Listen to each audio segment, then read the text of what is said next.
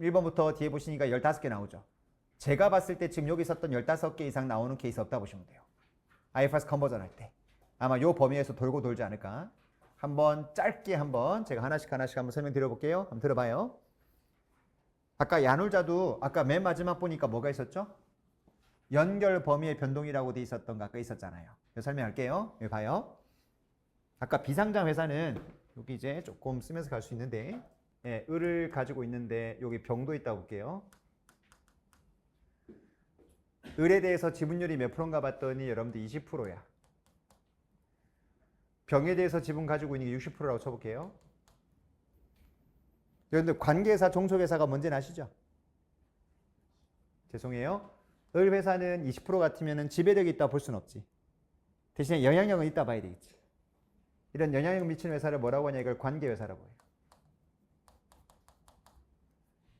근데 60% 가지고 있으면 뭐가 있다 보셔야 돼요. 지배력이 있는 거지. 이런 기업을 종속회사라고 해요. 자, 특례 적용되는 회사 아니고 그냥 일반적인 경우 먼저 설명하고 중소기업의 경우엔 특례가 뭐가 적용되는지 설명드릴게요. 일단 원칙부터 먼저 들으죠. 자, 비상장 회사인데 내가 영향력을 행사하는 관계사가 됐던, 지배력을 가지고 있는 종속회사가 됐던, 우리나라 K갭 쓰고 있는 연도 회사들의 경우는 원칙적으로 재무제표 만들 때 연결로 만드는 게 주재무제표가 아니야. 연결이 주재무제표가 아니라고. 그럼 뭐로 가는 게 원칙이냐? 네가 관계회사가 됐던 종속회사가 됐던 뭐를 무조건 쓰게 되냐? 무조건 지분법 쓰셔야 돼. 무조건 지분법을 쓰셔야 된다. 여기도 지분법, 여기도 지분법. 그럼 지분법이라는 게 뭐냐? 여러분 이거 쓰려고 하지 마세요. 다음에 다 나와. 지금은 첫째 시간이니까 아, 저렇게 차이 나나 보다라고 그냥 개념 한번 잡고 퀵하게 가는 거니까 그냥 좀 부담 없이 들었으면 좋겠어요. 을과 병이 손익계산서를 만들어 볼게. 얘가 수익이 있고 비용이 있어요. 수익이 1000 났고 비용이 800 났다네. 그래서 이익이 200이 났대. 그러면 여러분들 우리 갑, 지금 다니시고 있는 비상장 갑 회사가 장부에 주식이 잡혀 있을 거 아니에요? 여기 200만큼 이익 났대. 그럼 여기 몇 퍼센트? 20%만큼을 내 이익으로 끌고 오는 거지. 그럼 회계처리가 지분법 주식을 얼마? 40만큼 업 시켜주고 지분법 이익이라고 잡아요. 그럼 밑에도 마찬가지겠네? 60%만큼. 120만큼 주식을 업 시키고 지분법 이익이라고 120을 잡아. 그런 다음에 장부에 반영하는 것을 지분법이라고 한다고. 그러면 종속회사가 됐어도 지분법으로 끌고 가는 거니까 미안하지만 재무제표의 연결 컨셉으로 공시하는 게 기본이 아니고, 그래서 비상장 회사들은 밑에 종속회사가 많아도요, 금융기관이 재무제표 제출하세요라고 하면은 개별 재무제표로 제시하는 거거든요. 여기서 말하는 개별 재무제표라는 게 관계회사 종속기업을 다 뭐로 평가한 거? 지분법으로 평가해서 마감을 한 재무제표를 무슨 재무제표라고 한다고요? 개별 재무제표라고 불러요. 용어부터 아셔야 돼. 왜? 용어를 잘 알아야 자본시장법에서 뭔가 ROE가 몇 프로 나온다고 했을 때 이거는 개별 재무제표로 계산하세요. 이거는 별도 재무제표로 계산하세요. 이건 연결로 계산하세요라고 하는 재무제표 명칭을 쫓아갈 수 있기 때문에 용어도 아셔야 된다고. 그럼 다시 우리나라 기업은 그냥 뭐가 됐든 간에 지분법을 끌고 오라는 거예요. 그냥. 그러면 지분법을 끌고 오게 되면 그 회사가 이익 난 거에 마지막에 지분율 때린 것만큼만 한 줄로 끌고 오는 거잖아요. 근데 연결을 만약 하잖아? 연결하면 그 회사 수익 비용을 다 끌고 온다고. 연결을 만들 때는. 그래서 여러분들 보통 IFRS 컨버전 했을 때, 우리나라 2011년도 IFRS 도입했을 때 무슨 말이 많이 던져 아세요? 회사의 매출 규모가 커진대. 국제기준 도입하면. 대신에 이익률이 떨어진대. 그리고 부채 비율이 너무 많이 올라간대. 그래서 뭐라고 신문에 나온 줄 아세요?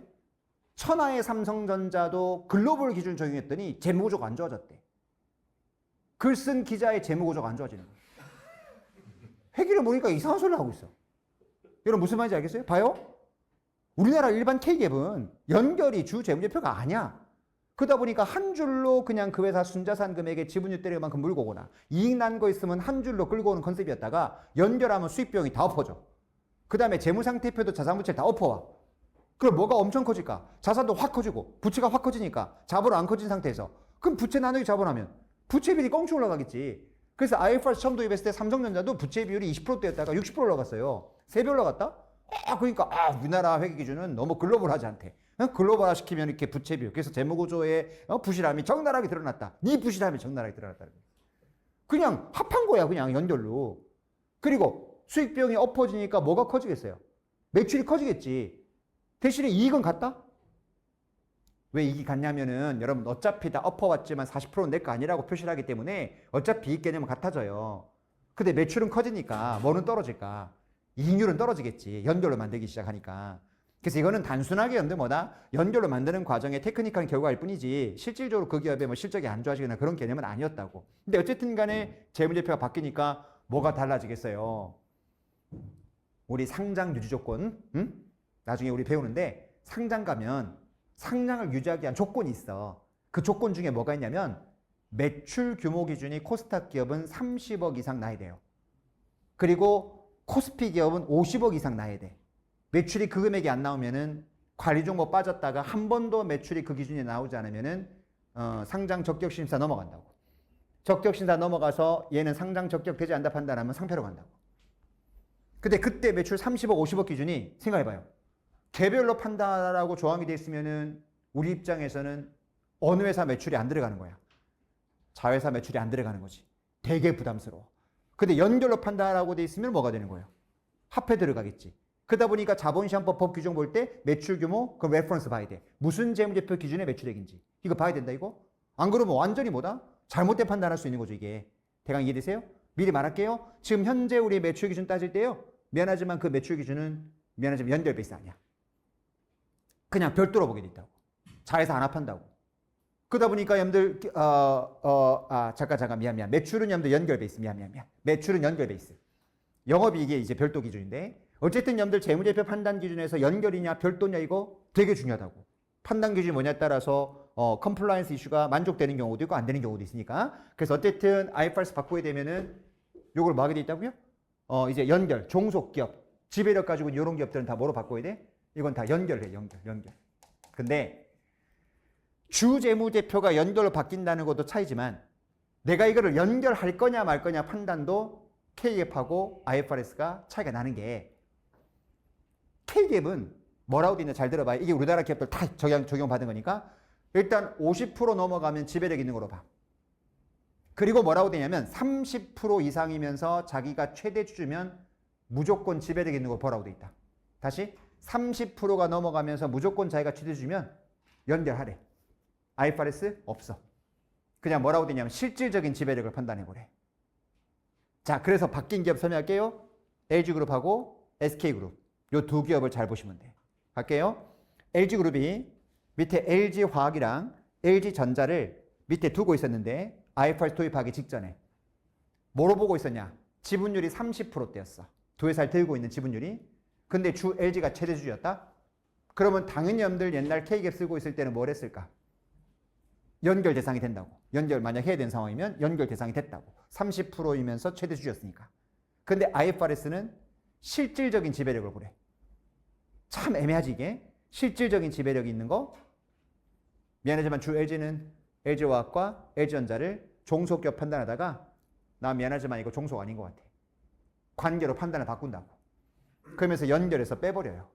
그 지금 주 LG 보시면은 주 LG전자와 LG염들 화학에 대한 실적이 수익 비용이 다 들어가 있는 게 아니고 LG전자와 화학에 이익 나오면 그 30%만큼 때려갖고 지분법 이익 잡고 있다고. 지금 주 LG가 IFRS 쓰고 있을 때. 그 뭐가 바뀌었다는 소리예요? 연결을 어디까지 할 거냐 판단이 바뀌었다는 거잖아. IFRS는 어떻게 보는 거냐? 우리나라 K갭보다는 IFRS가 논리에 맞아 보여요. 봐봐. 30% 이상이면서 최대 주주면 내가 연결하라고 돼 있다면서요. 근데 말이 안 되는 게 내가 어떤 회사가 있는데 봐요. 좋아. 내가 30%, 40% 들고 있어.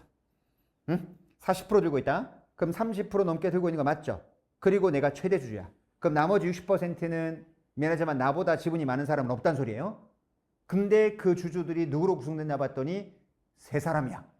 20%, 20%, 20% 세 사람. 그러면 여러분 아까 우리나라 K갭은 내가 뭐 하는 게 맞단 소리예요. 연결하라는 거야. 지배력 있으니까. 근데 IFRS는 아니지 않니? 네가 30% 이상 최대주를 하더라도 나머지 주들이 어떻게 지분 가지고 있냐에 따라서 내가 지배력이 실조 있냐 없냐의 판단이 다른 거 아니겠어요? A, B 세 사람으로 구성됐어. 그러면 세 사람으로 구성되어 있으면 세 사람이 담합하게 되면 나 부러질 수 있죠.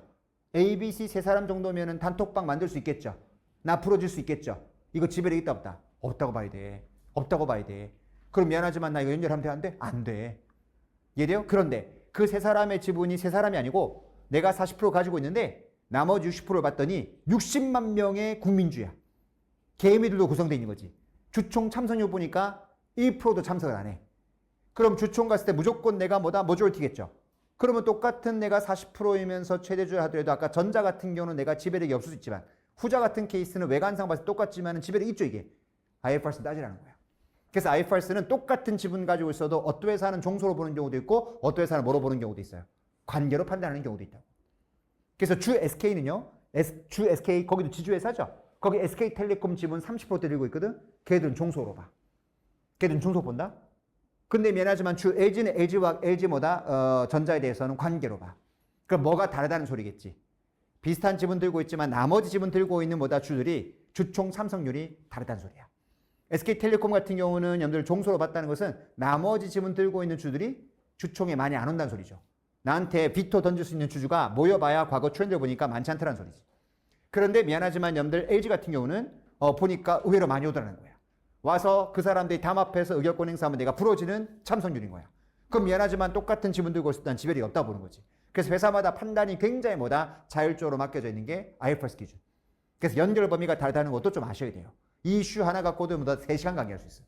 엄청나게 뭐다 이것 때문에 분쟁이 많이 붙었고 그게 뭐다 SK 분식 사건 때문에 증선위에 감리에 걸린 것도 있었고 너무 잘 아시는 삼성바이오로직스 이슈도 저 이슈거든요. 이게 관계사냐 종속회사냐 판단. 요거 나중에 기회 있으면 설명드릴게요. 연결할 때. 그리고 연결 요거 개념만 설명하지 않고요. 미안하지만 연결 대략적인 연결 어떻게 하는지도 강의에 들어가야 돼요.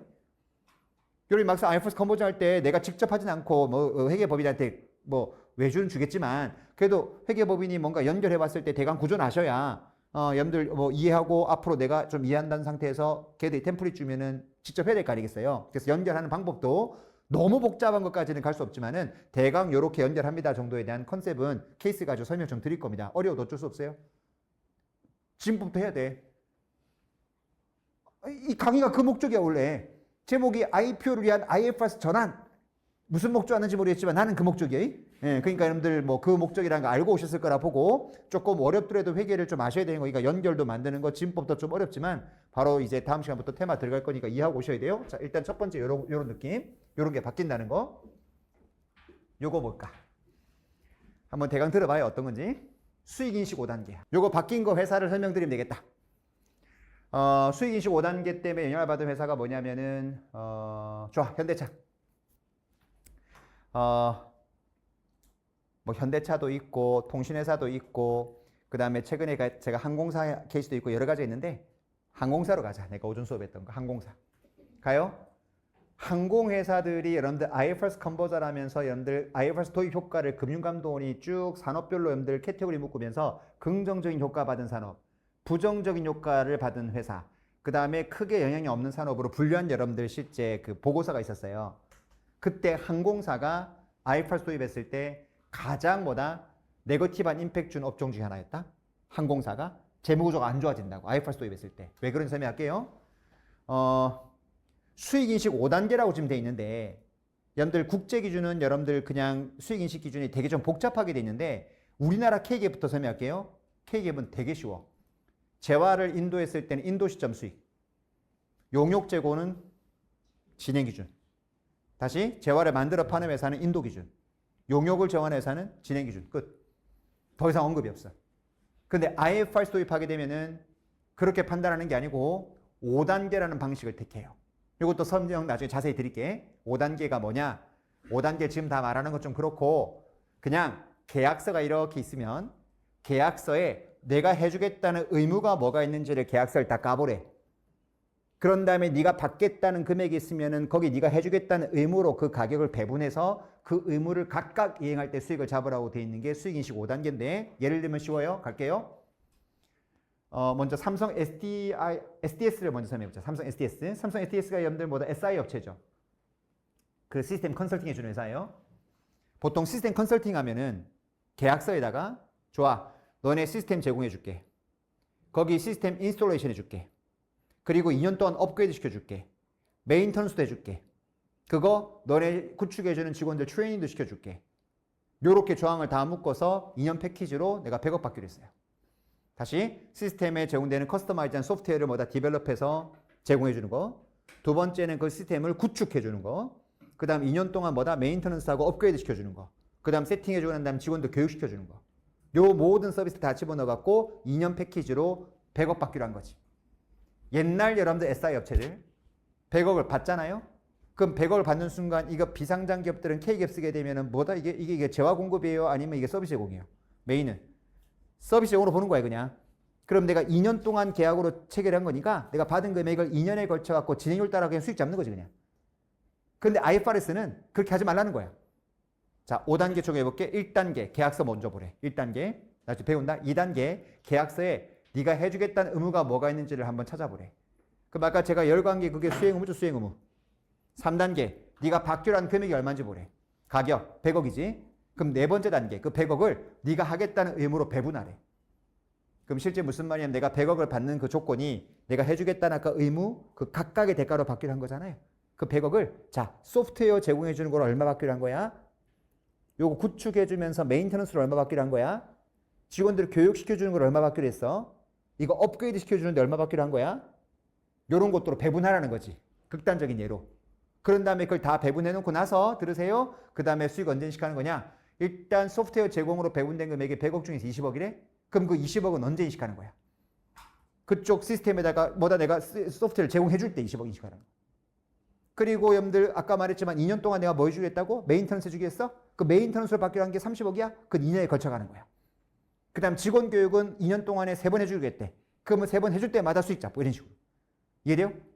좀 더 촘촘하게 수익을 뭐다 잘라가라는 소리야 이게. 이해돼요? 자, 이걸 적용하는 대표적 케이스가 통신회사. 가요. 통신회사 여러분들 우리가 SK텔레콤에 가서 내가 통신을 가입을 했어. 한번 잘 들어봐요. 3년 약정을 맺었어. 그런 다음에 매달 통신요금으로 내가 10만 원 주기로 했어. 굉장히 고가에. 너무 비싼가? 그냥 월 10만 원 하고 3년 계약. 그럼 여러분 그렇게 계약 맺고 나면 3년 동안에 SK텔레콤 통신요금 통신 그 서비스 쓸 수 있잖아요. 아니에요? 맞잖아요. 그러면서 우리 단말기. 예, 단말기 사면은 단말기도 SK텔레콤에 사면서 내가 이제 통신 서비스 받는 거로 계약을 했어. 3년 동안 돈 받아. SKT 입장 생각해요. SKT 입장에서는 여러분들 고객하고 무슨 계약을 맺은 거죠? 통신 서비스 계약. 하지만 계약서 보니까 무슨 조항과 무슨 의무가 있어요. SKT는 단말기 제공, 3년 동안 통신 서비스 제공 두 가지가 있잖아. 그럼 네가 받는 3년 동안에 10만 원씩 3년 동안 받는 그 돈 안에는 단말기 대가로 받는 금액도 있을 것이고 3년 동안 통신 서비스를 받는 돈도 있을 거라는 거야. 그러면 여러분들 10만 원씩 3년 받는 거니까 여러분들 얼마가 돼요? 360이죠. 그 360 중에 단말기 대가로 받는 게 얼마가 받더니 한 120대. 그리고 240만 원만큼은 통신요금이야. 240 맞나? 맞죠? 그러면 그렇게 나눈 다음에 갈까요? 내가 통신계약 맺고 단말기 줬어. 그럼 단말기 제공 대가로 받은 여러분들 120은 언제 내가 의무가 이행된 거예요? 계약 맺고 단말기 주는 순간 통신 딱 튀어주게 되면 내 의무 끝난 거잖아. 그럼 120만큼은 매출 잡는 거예요. 돈 들어왔다 안 들어왔다? 안 들어왔지. 뭐 잡아야 돼요? 매출 채권. 그 다음에 통신요금 받기로 한 거는 여러분들 2년, 3년 동안에 뭐다? 기간에 걸쳐 가는 거지. 이해돼요? 그럼 그건 기간에 걸쳐 수익이 쭉 들어가는 거야. 그러다 보니까 통신회사 보시면은 여러분들 매출 채권이 3년 동안 받기로 했으니까 단말기 요금이 3년 동안 들어오는 거잖아, 이게. 그러다 보니까 여러분들 기본적 채권이 유동 쪽에도 있고 비유동 쪽에도 있어. 매출 채권이 유동 쪽에도 있고 비유동 쪽에 장기성 채권이 있다. 이게 바로 뭐냐면 통신계약 3년 맺고 난 다음에 단말기 채권은 계속 미래 3년 동안 들어오는 거니까 1년 내에 들어오는 금액은 유동, 1년 이후에 들어오는 건 비유동. 그 다음에 통신요금 들어오는 건 매달 받을 때마다 수익이겠지. 이렇게 나누라는 게 기본적인 수익이시고 단계. 대강 이해되시죠? 그거랑 똑같은 여러분들 컨셉 적용된 게 항공사. 항공사가 여러분들 우리가 마일리지 봐요. 우리 마일리지 적립해 주잖아요. 그럼 과거 여러분들 K기업은 어떻게 했나 봐봐. 만약 10만 원으로 10만 원으로 탑승했다. 그러면 여러분들 항공사가 10만 원 매출 잡고 매출 채권 10만 원 잡아요. 그런 다음에 얘가 마일리지를 축적해 주잖아. 그럼 마일리지 쓸 때 얘가 마일리지를 썼을 때 이 사람을 무료로 탑승시켜 줌으로 인해 가지고 항공사가 부담해야 될 추가적인 비용이 얼마인지를 예상해서 마일리지 충당 부채를 잡게 돼 있었어. 예래요? 그럼 매출 10만 원 잡고 매출 채권 10만 원 잡고 거기에 해당되는 마일리지 충당 부채를 마일리지 충당 부채 1200 마일리지 충당 부채, 그러니까 비용과 부채를 잡았던 거지. 이해돼요? 근데 그 잡는 금액이 내가 나중에 마일리지 썼을 때 그만큼 돈을 못 받는 금액만큼 잡으라는 소리예요? 아니면 그 사람이 마일리지 썼을 때 추가로 내가 더 부담할 비용만큼 잡으라는 거예요? 얘가 마일리지 쓰게 되면 얘네 무료로 탑승시켜줘야 되잖아. 그럼 내가 받았어야 되는 돈을 못 받게 되는 거지. 그 돈만큼 잡으라는 거예요? 아니면 걔가 더 탐으로 인해 가지고 내가 추가로 비용이 더 들어가는 것만큼 잡으래. 후자예요, 후자. K기분. 그러면 부채 금액이 클까 적을까? 아니, 마일리지를 걔가 누적해가지고 한 명이 더 타. 걔가 더 탐으로써 발생하는 비용을 충당 부채 잡으라는 거거든. K기분. 금액이 클까 적을까? 별로 안 잡히겠지. 비행기 어차피 뜨는데 한 사람이 더 탔다고 해서 들어가는 코스트가 많지 않을 거 아니겠어요? 어떤 뚱뚱모가 탔어. 기름값이 많이 들어가봐야 얼마나 더 들어가겠어. 타자마자 막 계속 주스를 드링크를 막 마셔. 그래 봐야 뭐 걔가 뭐 얼마나 마시겠어. 추가 비용이 얼마 안 들어가. 그래서 마일 충당 부채가 얼마 안 잡혔다. 그런데 IFRS 그렇게 하지 말래. 자, 10만 원 받았어. 5단계. 첫 번째 계약서. 자, 10만 원이에요. 거기 항공사가 해야 될 의무가 뭐하고 뭐예요? 요번 플라이트 대가로 내가 뭐다 태워줘야 될 의무. 그런데 요 비행기 티켓으로 한번 편도를 10번 타면 마일리지가 적립되고 얘는 10번째 때 무료로 탈 수 있대. 그러면 나는 지금 받은 금액 중에서 요번 플라이트 대가로 받은 것도 있지만 10번째 얘가 뭐다 무료로 타기 위한 10분의 1만큼의 대가도 받은 거지. 이해돼요? 그러면 그거만큼은 여러분들 내가 매출 잡는 거다. 매출 잡지 말라는 거야. 잡지 말라는 거지. 내가 받은 그 지금 대가가 나눠지라는 거야. 요번 플라이트 대가와 나중에 플라이트 대가로 받은 거라고 보는 거야. 그럼 회계 전표 갈게요. 매출 얼마? 막 9만 원 예를 들어서 돈 얼마 들어왔는데 10만 원 부가세 빼고 만 원만큼 뭐 잡는 거죠? 이연수익. 이연수익. 그래서 항공사 보시면 이연수익이 조 단위가 잡혀 있어. 이연수익이. 이해돼요? 옛날에는 10만 원 더 잡고 마일리지 충당부채를 잡았는데 이제는 그렇게 잡지 않고 이연수익이 뜨는 거야. 그럼 이연수익이 잡혀 있는 것도 부채지. 다만 마일리지 충당부채가 잡히는 부채 금액은 금액이 클까 적을까? 얼마 안 잡힌다고. 근데 이연수익은 내가 매출 포기분으로 잡는 거니까 엄청 많이 잡히는 거지. 그 부채비율이 엄청 올라갔다고 IFRS 도입할 때. 이해돼요? 그 효과. 그런 것들이 요 9의 효과. 근데 미리 말할게요. 여러분들 회사는 일반적인 경우는 IFRS 15, 이 수익인식 5단계 적용했을 때 지금 K기업으로 적용하는 거랑 IFRS 쓰는 거랑 일반 회사들은 요 차이가 그렇게 많이 나지 않아. 여러분 아까 야놀자가 아까 여러분들 여기 컨버전 할 때 여기 1번에 뭐라고 돼 있어요? 수익인식 기준 적용 효과인데 뭐가 더 잡혔어요? 부채가 지금 얼마 더 잡혔어? 12억 정도 더 잡히고 12억이 자본이 많이 썼다는 건 잉여금 깠다는 소리거든? 그럼 12억이 더 잡히고 자본 잉여금을 깠다는 것은 과거에 수익인식했던 걸 그만큼 덜어냈다는 거야. 그리고 부채를 잡아놨다는 건데 이게 뭐 잡힌 걸까? 여기 나오지. 이게 마일리지랑 똑같은 거지. 지금 이해하고 있죠? 그러니까 대한항공 같은 경우도 과거에는 충당 부채를 조금만 잡아놨었던 건데 이연수익이 되는 거다 보니까 부채가 확 더 잡히면서 과거에 수익 더 잡았던 걸 덜어낸 거지. 그러다 보니까 잉여금이 줄고 부채가 더 잡히면서 그 효과가 이만큼 떴습니다라고 대니기 요구해 있습니다. 이해되겠죠? 듣고 나면 이해가 된다고. 나중에 조금 더 여러분들 케이스는 설명드릴게요. 일단 크게 굵직굵직한만 보겠습니다. 이게 이 두 번째 케이스. 세 번째 케이스까지만 얘기하고 쉬었다 할게요. 여러분 지금 K기업일 때 여러분 결산할 때 매출채권 대손 어떻게 설정하세요? 대손 안 잡아요?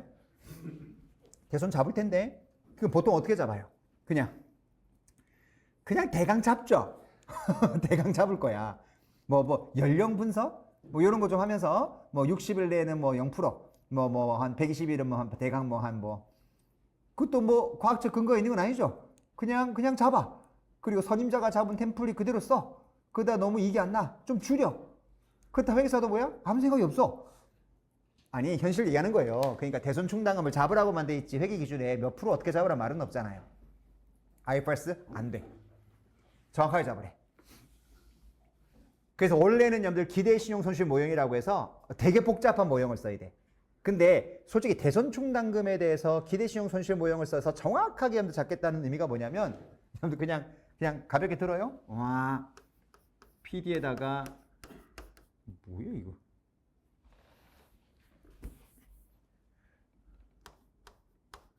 지금 알아들으라고 쓰는 거 아니에요?